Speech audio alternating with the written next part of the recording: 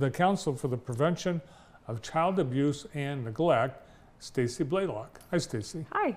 Nice to see you. Thanks for having me again. Yeah, well, nice to see what's left of you, because Stacy, last time she was here was a few more. Yeah, yeah. Congratulations. Thank you. Yes.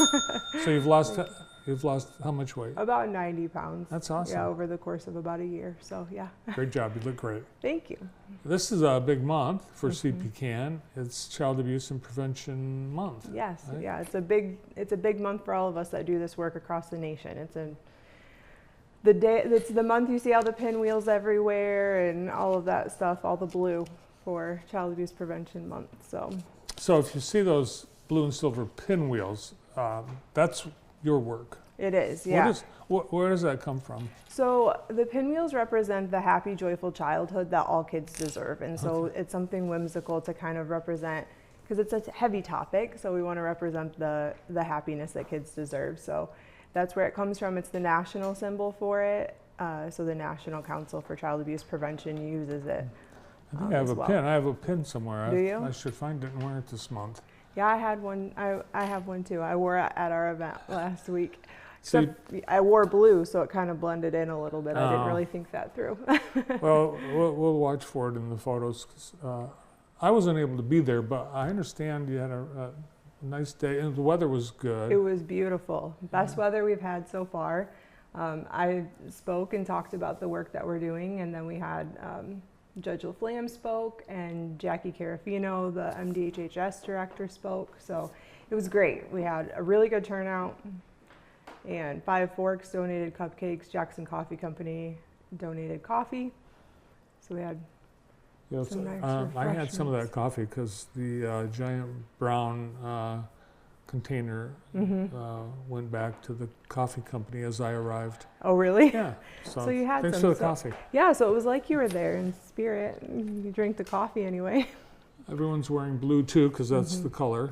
It is, yes. So everyone's wearing blue, lots of blue across the board.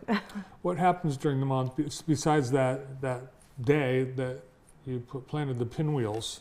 So really what it is it's the month that we have to really talk about why prevention work is so important, because honestly it doesn't get enough attention. A lot of people talk about what to do after the fact or what happens when kids have experienced abuse or neglect, but this is the month where we get to talk about how do we support parents so that we can have stronger families and keep kids safe. So it really gives us the opportunity to either attend events or fundraise or different things just to really get the word out there that this is really important work and we need to really focus on that so that kids don't end up in traumatic situations. Do you feel like you've made some progress this past year? I mean, I think that we have in some ways, especially here in Jackson. I feel like the word is getting out more, which is great. I'm starting I've been there 3 years now. So we're really working hard to keep the momentum and make sure that people know we're here and that we're here to help. So we have some billboards going up soon, actually, locally and it literally says, parenting doesn't come with a manual, we're here to help, because we really want people to know that we're here and we want to help families, and we also want to help professionals who work with families know how to support them better. Well, April is Child Abuse Prevention Month, but every month is Child Abuse Prevention Month. Yeah, we do the work every month. We have a great new partnership with Interfaith where we're hosting a parenting class there. So our parent educator goes there one day a week and does a parenting class, and that's been really great to be able to support those parents as they're in a situation where they might not be feeling like the best parents. To be able to encourage them and help them has been really wonderful. How do you get parents to get into a class? Because does it say the families feel like I'm maybe just a hothead and I fear that might just. It's tricky. We do get a lot of referrals from different agencies, including MDHHS, or do partnerships like Interfaith, where kind of a captive audience, if we're being honest. But we do have parents who are maybe working to get their visitation with their kids through FOC, who will seek out the classes we have because they want to be better and they want to be able to see their kids more. So we do have parents that seek us out for those classes as well. Nice. Got an event coming up. We do. I'm really excited about this. We're actually going to be doing once a month, some 1-hour parenting topics. We're going to be hosting them at Jackson Coffee Company when possible, and our first one is May 17th. So May 17th, internet safety, it's free. Parents just have to register. And someone from the Michigan, Protect Michigan Child, the Michigan Registry is coming. And what that is it's actually a registry where you can register your kid's email and phone number, and it's almost like a no-call list, and it keeps companies from sending ads or information about things like alcohol, tobacco, things like that to kids' devices. So she's going to talk about that and what apps to look for on kids' phones and other ways to keep their kids safe while they're on the internet.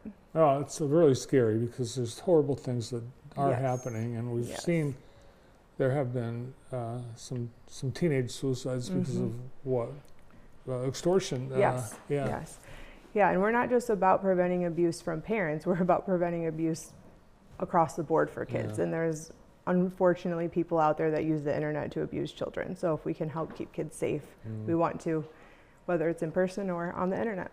Do you have the answer to this question? How old should my child be before they get a phone? So I don't have the answer to that question. I have my own personal opinions. My kids do not have phones. I have my oldest, they're 11, and they do not have phones and probably won't for a while. And when we do get them, there are some phone options out there that limit the apps that they can put on them and the people they can call and communicate with, and they'll probably have those first. But I monitor their they do have tablets. I monitor those very closely though. Yeah, there's flip phones still. People can still Yeah. do flip phones. Yeah, absolutely. Yeah, and I mean, I'm young, but I'm not, like, internet was just really becoming popular when I was in high school and college, so I'm not as savvy as some of these younger parents are. So I need things like this training myself, which is why we're bringing it to Jackson. Well, CPCAN can use support, volunteers, donations, attendance, and Yes. you're welcome to all of that. Yeah, absolutely, and we're always looking for partnerships too, so that we can get, to parents or even professionals that want some of the information or classes that we offer.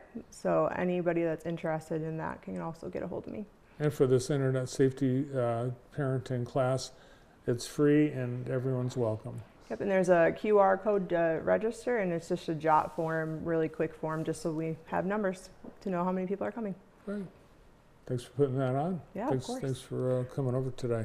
Yeah, thanks for having me. It's always a pleasure. Always a pleasure as well. Stacy Blaylock is Executive Director for the Council for the Prevention of Child Abuse and Neglect.